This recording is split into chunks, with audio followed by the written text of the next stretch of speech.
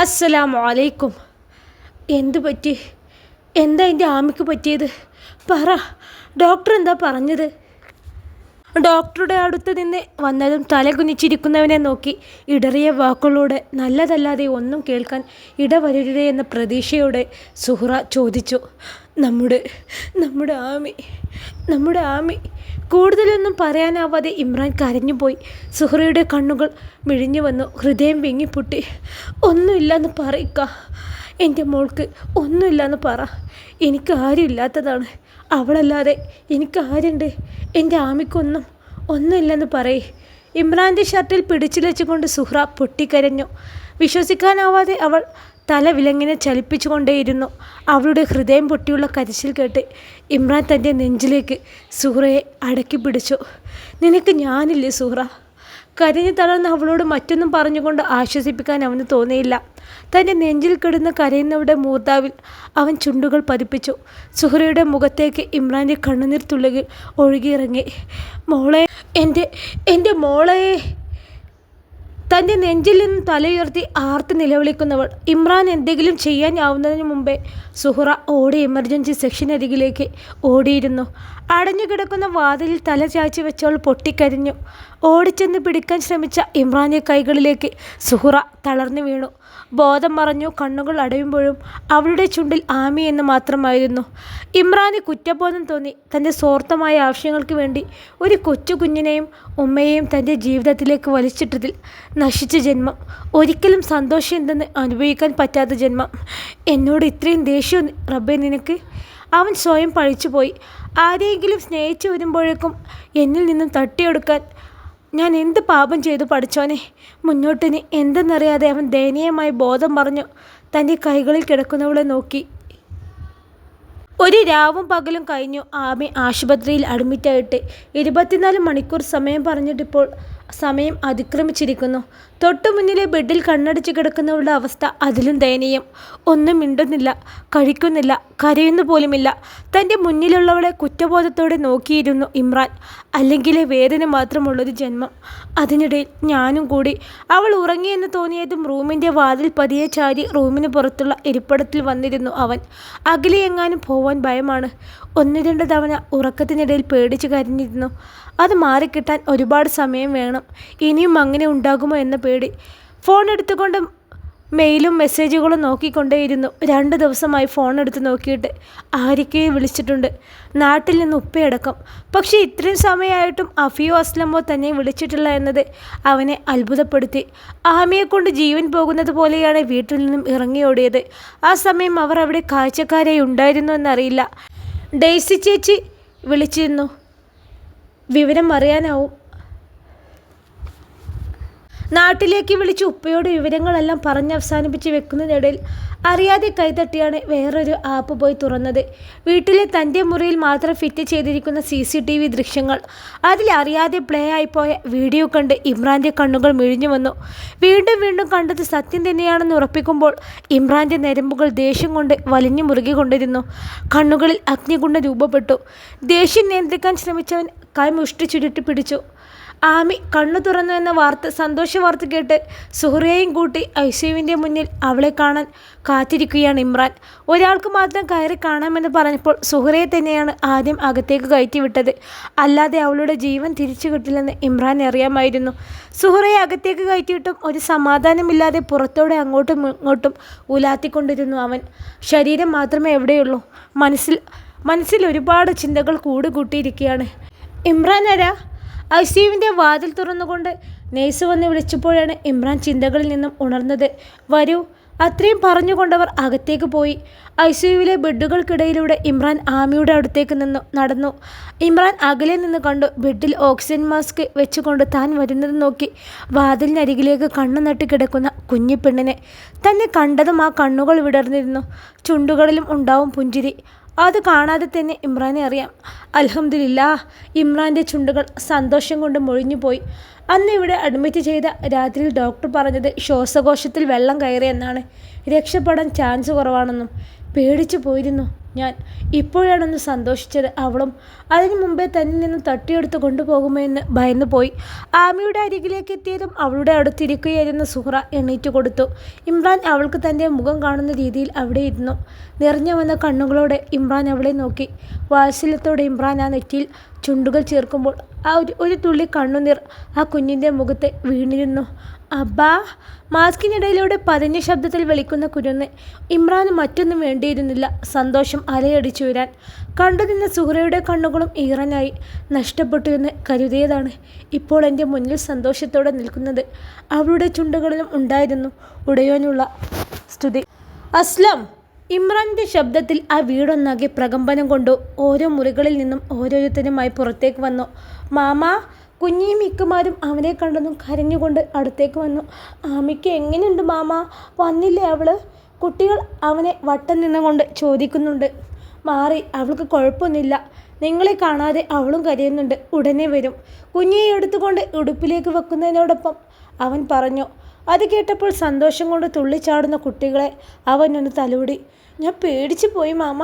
ആമി, എനിക്ക് പേടിയായി. കുഞ്ഞ് പേടി അഭിനയിച്ച് പറയുന്നതും ഇമ്രാൻ ആണോ എന്ന രീതിയിൽ അവളെ നോക്കി. സാരമില്ല എന്ന് പറഞ്ഞുകൊണ്ട് അവളെ കവിളിലൊരു മുത്തം കൊടുത്തു. ഇക്കാക്ക, എന്താ എന്നെ വിളിച്ചോ? തനിക്ക് പിറകിൽ നിന്ന് അസ്ലം വിളിക്കുന്നു. ഇമ്രാൻ ദേഷ്യം കടിച്ചു പിടിച്ചുകൊണ്ട് കുഞ്ഞിയെ ഇക്കമാരുടെ അടുത്ത് ഏൽപ്പിച്ചുകൊണ്ട് മുകളിലേക്ക് പറഞ്ഞു വിട്ടു. ഇങ്ങോട്ട് വരരുത് എന്ന് താക്കീതും കൊടുത്ത് 3 പേർക്കും. അസ്ലമിൻ്റെ പിറകിൽ അഫിയും അലിയും നിൽക്കുന്നുണ്ട്. അടുത്തു തന്നെ ഡേസി ചേച്ചിയും. ഇമ്രാൻ കുടിക്കാൻ കുറച്ച് വെള്ളം ആവശ്യപ്പെട്ടുകൊണ്ട് അവൻ അരികിലിരിക്കുന്ന സോഫയിലേക്ക് ഇരുന്നു. അലിക്ക് എപ്പോൾ വന്നു? ഇരിക്കുന്നതിനിടയിൽ അവൻ ചോദിച്ചു.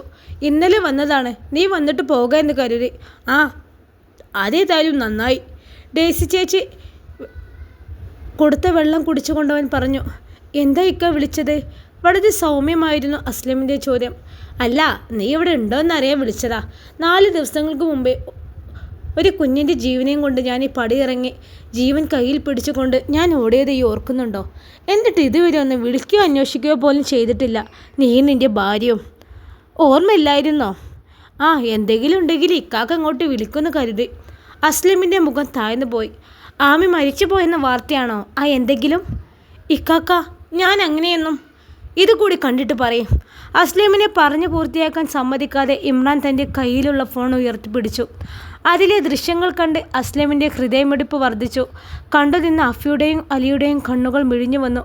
കാണുന്നത് വിശ്വസിക്കാനാവാതെ അവർ തറഞ്ഞു നിന്നു. ഇമ്രാൻ്റെ കണ്ണുകളിൽ എല്ലാവരെയും ഒരുമിച്ച് കത്തിക്കാൻ പാകത്തിന് തീ എരിയുന്നുണ്ടെന്ന് തോന്നി അവർക്ക്. ആമിയെ റൂമിലേക്ക് മാറ്റിയ ഉടനെ സുഹ്റയോട് ഇപ്പോൾ വരാമെന്ന് പറഞ്ഞേൽപ്പിച്ചു പോന്നതാണ്. തൻ്റെ മനസ്സിൽ ഇത്രയും ദിവസം ഉണ്ടായിരുന്ന സംശയങ്ങൾക്ക് മറുപടി ലഭിക്കാൻ, ഇത്രയും കാലം മനസ്സിലിട്ടൊരുക്കിയ ചോദ്യങ്ങൾക്ക് ഉത്തരം കിട്ടാൻ. തൻ്റെ കയ്യിലെ ഫോൺ സ്ക്രീനിൽ തെളിഞ്ഞു വരുന്ന ദൃശ്യങ്ങളിലേക്ക് കണ്ണോടിക്കും തോറും ഇമ്രാൻ്റെ ദേഷ്യം വർദ്ധിച്ചു വന്നു. അതേ കാഠിന്യത്തോടെ അസ്ലമിൻ്റെ മുഖത്തേക്ക് കൈകൾ ആഞ്ഞു വീശിയപ്പോൾ അസ്ലം അടിതെറ്റിയ ആനയെപ്പോലെ തെറിച്ചു വീണു. മറ്റു 2 പേരും ഇമ്രാൻ്റെ സർവ്വത നശിപ്പിക്കാൻ പാകത്തിനുള്ള ദേഷ്യം കണ്ട് പേടിച്ച് മൂലയിലേക്ക് ഒതുങ്ങിക്കൂടി. ഉറങ്ങിക്കിടക്കുന്ന ആമിമോളുടെ അടുത്തേക്ക് പതിയെ നടന്നെടുക്കുന്ന അസ്ലം ആരെങ്കിലും വരുന്നുണ്ടോ എന്ന് ഇടയ്ക്കിടെ നോക്കുന്നുണ്ട്. അരികിൽ ഉറങ്ങിക്കിടക്കുന്ന കുഞ്ഞിയെ മെല്ലെ തിരിച്ചു കിടത്തി താഴെ നജീബുമായി ഇമ്രാൻ സംസാരത്തിലാണെന്നറിയാം. ഉടനെയൊന്നും ആരും കയറി വരാൻ പോകുന്നില്ല. ബാത്റൂമിൻ്റെ വാതിൽ പതിയെ തുറന്നിട്ടുകൊണ്ട് ബാത്ത് ടബിലേക്ക് വെള്ളം തുറന്നു വിട്ടു. ഒട്ടും സമയം കളയാനില്ലാതെ വെള്ളം നിറഞ്ഞു വന്നെന്ന് കണ്ടതും വീണ്ടും ആരും വരുന്നില്ലെന്ന് ഉറപ്പുവരുത്തിക്കൊണ്ട് ആമിയെ കൈകളിൽ എടുത്തു കൊണ്ടുപോകുന്ന അസ്ലം മുഖത്തും കയ്യിലും പറ്റിയ വെള്ളം ഉടുത്തിരിക്കുന്ന ഡ്രസ്സിൽ തന്നെ തുടച്ചുകൊണ്ട് ബാത്റൂമിൽ നിന്നും ഇറങ്ങി വരുന്നവൻ ബാത്റൂമിലേക്കൊന്ന് ക്രൂരതയോടെ നോക്കിക്കൊണ്ട് വാതിലുകൾ ചേർത്തടച്ചു. ഉറങ്ങിക്കിടക്കുന്ന കുഞ്ഞിയെ ഒന്നുകൂടി പുതപ്പിച്ചുകൊണ്ടവൻ റൂമിൽ നിന്ന് ഇറങ്ങി വന്നു. ഇത്രയും കാഴ്ചകൾ പലതവണ ഇമ്രാൻ്റെ ഫോണിൽ മിന്നിമറഞ്ഞു. ഓരോ തവണയും ആ വീഡിയോ കാണുമ്പോൾ ഇമ്രാൻ്റെ മുഖം മുറുകുന്നതല്ലാതെ അതിനൊരുവിധ അയവും വരുന്നില്ലെന്ന് അസ്ലം ശ്രദ്ധിച്ചു. ഒരുപാട് കാലങ്ങൾക്ക് മുമ്പ് കണ്ട മറന്ന മുഖം. അസ്ലമിൽ ചെറുതല്ലാത്തൊരു ഭയം ഉടലെടുത്തു തുടങ്ങിയിരുന്നു. പറയടാ, എന്തിനു വേണ്ടിയാടാ നീ ചെയ്തത്? ഒരു പാവം കുട്ടിയല്ലേ, അതെന്ത് ദ്രോഹം ചെയ്തു എന്നോട് പറയടാ. ഇനി ഇവളെ വാക്ക് കേട്ടാണോ അതോ ഇയാളുടെ വാക്ക് കേട്ടോ? അസ്ലമിൻ്റെ ഷർട്ടിൽ പിടിച്ചുലച്ചുകൊണ്ട് ദേഷ്യത്തോടെ ഇമ്രാൻ ചോദിച്ചുകൊണ്ടിരുന്നു. മൂലയിൽ പതുങ്ങി നിൽക്കുന്ന അഫി ഞാൻ ഒന്നും മറഞ്ഞില്ലെന്ന പോലെ ദയനീയമായി ഇമ്രാനെ നോക്കിക്കൊണ്ടിരുന്നു. അലിയുടെ ഭാവം എന്തെന്ന് മനസ്സിലാക്കാൻ പറ്റുന്നില്ല. എന്നാലും ഇമ്രാൻ്റെ ചോദ്യം കേട്ട് അയാളുടെ നെറ്റി സംശയത്താൽ തുളിഞ്ഞിട്ടുണ്ട്. ടാ, ഈ ആമിയെ വെള്ളത്തിലിട്ട് കൊല്ലാൻ നോക്കി മടങ്ങിപ്പോരുമ്പോൾ നിൻ്റെ കുഞ്ഞിനെ നീ കണ്ടില്ലേ? അവളെ എത്ര സ്നേഹത്തോടെയാണ് നീ തലോടിയത്. ആമിയും അവളെപ്പോലൊരു കുഞ്ഞല്ലേടാ. എങ്ങനെ തോന്നിയടാ നിനക്ക്? ഇടയ്ക്കൊക്കെ ശബ്ദം ഇടറിപ്പോകുന്നുണ്ടെങ്കിലും അവനെ ഒരിക്കലും പ്രതീക്ഷിക്കാത്ത ആളിൽ നിന്ന് തന്നെ ഇങ്ങനെ ഒരു തിരിച്ചടി. പക്ഷേ വികാരങ്ങൾക്ക് അടിമപ്പെടാൻ ഇമ്രാൻ ഒരുക്കമല്ലായിരുന്നു. അവൻ്റെ ദേഷ്യത്തെ പൂർവാധികം ശക്തിയിൽ തിരിച്ചെടുത്തു. എന്നിട്ട് അസ്ലിമിൻ്റെ കവളിൽ ഒന്നുകൂടി കൈകൾ ആഞ്ഞു പതിപ്പിച്ചു. തിരിച്ചും മറിച്ചും അവനെ അടിച്ചിട്ടും ഇമ്രാൻ്റെ ദേഷ്യം അടങ്ങുന്നുണ്ടായിരുന്നില്ല. സ്വന്തം ഭർത്താവ് മുന്നിൽ കിടന്ന് അടികൊള്ളുന്നത് കാണാൻ കഴിയാതെ അഫിയുടെ തല ഒരു തേങ്ങലോടെ കുനിഞ്ഞുപോയി. തടയാൻ ചെന്ന അലിയെ ഒരു കത്തുന്ന നോട്ടം നോക്കി ഇമ്രാൻ അടക്കി നിർത്തി. പക്ഷേ ഇമ്രാൻ ഒരിക്കലും പ്രതീക്ഷിക്കാതെ അസ്ലമിൻ്റെ തിരിച്ചടി ഇമ്രാൻ്റെ കവളിൽ കൃത്യമായി തന്നെ പതിഞ്ഞു. മുന്നിലേക്ക് നോക്കിയപ്പോൾ കണ്ട അസ്ലമിൻ്റെ ഭാവം പുച്ഛത്താൽ തന്നെ നോക്കി നിൽക്കുന്നവൻ. ഇത്രയും സമയം അടികൊണ്ട ദയനീയമായി നിന്നവൻ്റെ ചുണ്ടിലെ ക്രൂരമായ ചിരി. ഒരിക്കലും അസ്ലമിൽ നിന്നും കാണാത്ത ഭാവങ്ങൾ. ഇമ്രാൻ അന്തം വിട്ടു നിന്നു. അതേടാ, ഞാൻ തന്നെയാണ് എല്ലാം ചെയ്തത്. എല്ലാം കൊല്ലാൻ വേണ്ടി തന്നെയാണ്. കൊല്ലാൻ തന്നെ. നീ അന്വേഷിച്ച് നടക്കുന്നുണ്ടല്ലോ നിൻ്റെ വെപ്പാട്ടിയുടെ ചിത്രമെടുത്ത് നജീബിന് കൊടുത്തത് ആരാണെന്ന്. അത് ഞാൻ തന്നെ. ഇനി അത് നീ അന്വേഷിക്കണ്ട. ഞാൻ തന്നെയാണ് നജീബിന് ലക്ഷങ്ങൾ എണ്ണിക്കൊടുത്തത്. കുഞ്ഞിയുടെ കരച്ചിൽ മുകളിൽ നിന്ന് കേട്ടുകൊണ്ട് ഓടിപ്പോകുന്നതിന് മുമ്പേ നജീബ് വായിൽ നിന്നും നജീബിൻ്റെ പേര് കേട്ടിരുന്നു. അസ്ലം എന്ന പേര്. അവനാണ് നജീബിൻ്റെ കൈകളിലേക്ക് പണം വെച്ച് കൊടുത്തത് എന്നറിഞ്ഞിരുന്നു. ആ നിമിഷം ഒന്ന് അന്താളിച്ച് പോയിരുന്നെങ്കിലും ഇതൊരിക്കലും അവനിൽ നിന്ന് പ്രതീക്ഷിച്ചില്ല. ഒന്നും തന്നെ പ്രതീക്ഷിച്ചില്ല. അവൻ തൻ്റെ അനിയനല്ലേ എന്ന ചിന്ത അത് വല്ലാതെ കുഴച്ചു കളഞ്ഞു. എന്തിനായിരുന്നു? അതുകൂടി പറയടാ. ഇമ്രാൻ അലറുകയായിരുന്നു. പണം മാത്രമായിരുന്നു എൻ്റെ ലക്ഷ്യം. ചെറുപ്പം മുതൽക്കേ കേട്ട് വളർന്നത് ഒന്നു മാത്രം, ഇമ്രാൻ ഇമ്രാൻ ഇമ്രാൻ. എവിടെ തിരിഞ്ഞാലും ഇമ്രാൻ്റെ പേര്. ഉമ്മാക്ക് ഉപ്പാക്ക് എന്തിനെ, കുടുംബക്കാർക്ക് മുഴുവനും പ്രിയപ്പെട്ടവന്. കുടുംബസ്വത്ത് വരെ തൻ്റെ പേരിൽ പൊളിഞ്ഞു വീണ ബിസിനസ് പടുത്തുയർത്തിയ മഹാനെ. എല്ലാ സ്വത്തിനും അവകാശി. ഞാനോ നിൻ്റെ എച്ചിൽ പറ്റി ജീവിക്കുന്നവൻ. സ്വന്തം ഭാര്യയ്ക്ക് പോലും വിലയില്ലാത്തവൻ.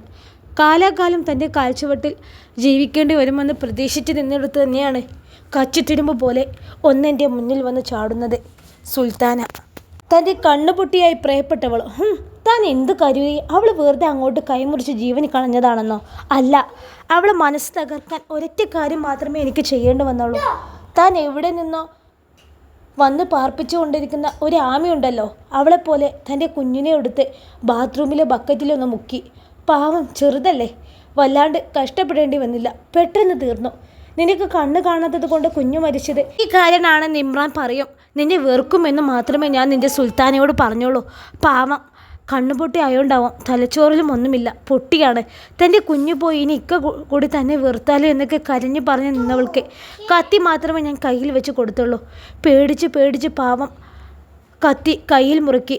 ഇനിയിപ്പോൾ ശരിക്കും വരഞ്ഞില്ലെങ്കിൽ ഒരുപാട് വേദന സഹിക്കേണ്ടി വരില്ലേ എന്ന് കരുതി ഞാനിന്ന് സഹായിച്ചു. ഒരൊറ്റ വര, മൂർച്ചയുള്ള കത്തിയായതിനാൽ സിമ്പിൾ. കാര്യം കഴിഞ്ഞു. പിന്നെ എന്തൊക്കെ പറഞ്ഞാലും സുൽത്താനയ്ക്ക് നിന്നോട് സ്നേഹം ഉണ്ടായിരുന്നു കേട്ടോ. അവസാനമായി പറഞ്ഞതുപോലും ഇക്കാന്ന് മാത്രം. പാവല്ലേ, സ്നേഹം മൂത്ത് സ്വയം ആത്മഹത്യ ചെയ്തു.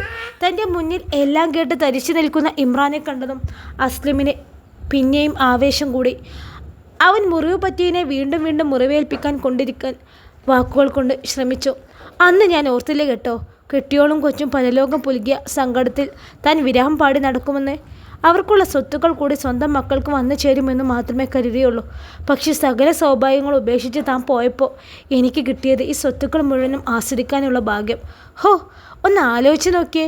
പ്രതീക്ഷിക്കാതെ ഓരോന്ന് കിട്ടുമ്പോഴുള്ള സന്തോഷം. എല്ലാം ഒന്ന് ആസ്വദിച്ച് കുറച്ച് പണമൊക്കെ സ്വന്തം പേരിലേക്കാക്കി സന്തോഷിച്ച് വരുന്നതിനിടയിലാണ് എൻ്റെ എല്ലാ പദ്ധതികളും തകർത്തുകൊണ്ട് തൻ്റെ വരവ്. അതും എങ്ങും കേട്ടുകേൾവില്ലാത്ത ഒരു കല്യാണം കൊണ്ട്. എവിടെ നിന്ന് വന്ന ഒരു വേലക്കാരിയെ ഒരിക്കലും താൻ കിട്ടുമെന്ന് പോലും ഞാൻ വിചാരിച്ചില്ല. അവളെ ഇവിടെ നിന്ന് കെട്ടുകെട്ടിക്കാൻ എന്തൊക്കെ മാർഗങ്ങളാണ് നോക്കിയത്, പക്ഷെ നടന്നില്ല. അതിനിടയിൽ ഒരു കുഞ്ഞും. ഇനി ഞാൻ എന്ത് ചെയ്യും? അവരെയും കൊല്ലണ്ടേ? പറ, കൊല്ലണം. ആദ്യം പ്രയോഗിച്ച മാർഗം തന്നെ പ്രയോഗിച്ചു. നജീബ് അവൻ കൊന്നാലും എൻ്റെ പേര് പറയില്ല എന്നുറപ്പുണ്ടായിരുന്നു. പക്ഷെ തെറ്റിപ്പോയി. പതിയെ പതിയെ എല്ലാം ചെയ്ത് തീർക്കാമെന്നാണ് കരുതിയത്. പക്ഷേ തൻ്റെ എല്ലാം കണ്ടുപിടിക്കാനുള്ള ധൃതി തന്നെയാണ് ഇത്രയും പെട്ടെന്ന് ആമയെ കൊല്ലാനുള്ള പദ്ധതിക്ക് പിറകിൽ. അത് കഴിഞ്ഞ് അവളെയും ആ സുഹ്റയെ. എടാ! അത്രയും സമയം ഒന്നും മിണ്ടാതെ നിന്ന് ഇമ്രാൻ ഒരു അലർച്ചയോടെ അസ്ലമിൻ്റെ നേരെ ചാടി വീണു.